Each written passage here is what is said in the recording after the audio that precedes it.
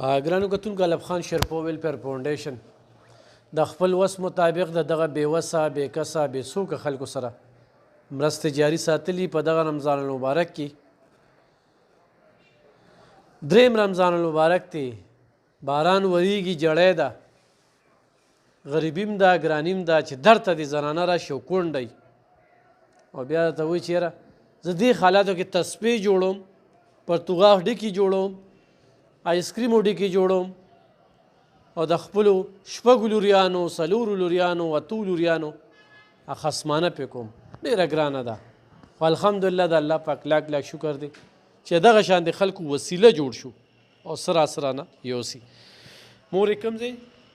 ملکانو کلي څو لوریانې دي څلورو او څو زامن دي دوه زامن دې ګټه وټه کوي نه یو بس هسې وځي روځي مزدورۍ له خو سم مزدوري نشته خیر ته پته لګي او یو وړوکې د سکول ویو او دوه جینکۍ واده دی دا دوه کور کې څومره وخت نه راځي دلته زما دا دویم کال دی پروس کالم راغلی وم یو دوه پیرې ستا څه مزدوري دغه څه ده زه ټوله ورځ لګیم تسبیح جوړوم بیا بس هغه بیا چېرته وړې تسبیح هغه چې چا وي بس هغوی له یو څه هغوی راله 70 روپۍ بس راکړي هغه وخت یې تېرو بس خدای پاک خلیني نو دلته چې راشي څه مسله لګه شکر الحمدلله الله مې عزت وکړه روژه را باندې پراستې شي دا ښځه د سره دا هم ګاونډی ده که نه د دې څه صورت حال دی دا ګونګی ده د دې هم بس دوه جینکۍ دي او نور یې څه درک نه لګي خدای ته دویم کال له دې هم راځي که نه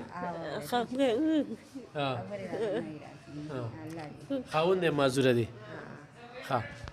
زما خاوند نشي کوي او بس څلور بچي مې دي دقسې ناست به زه الله راسرې نه نور دلته دا درېیم څلورم کال دی څلورم کال دی بلکل همداسې ده چې دا غربت را په مخه کړې ده ښه دې خو راشه که نه دې زنانه چې کوم دی که نه د دې خاوند څه بیمار دی دا بس مذوب شانتی دی بس خدای ته بس خل معلوم دی ګټې وټې د سره نه دی دا ماشوم لګي ټوله ورځ کله مشین کار کوي کله ګونډو کار کوي د ګوتو او بس هغې کې د دوو بچو له را خدای ورکوي بس هغه ول دغه کوي صحیح ګرانو کتونکو یقینا دا ډېر زیات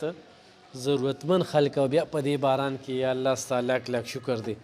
چې په دې باران کې رانه یو داسې خلک خو رانه چې کوم دی نو خالي لاس لا نړل نو ګرانو کتونکو خو ستاسو خدمت او تعاون را سره جاري وي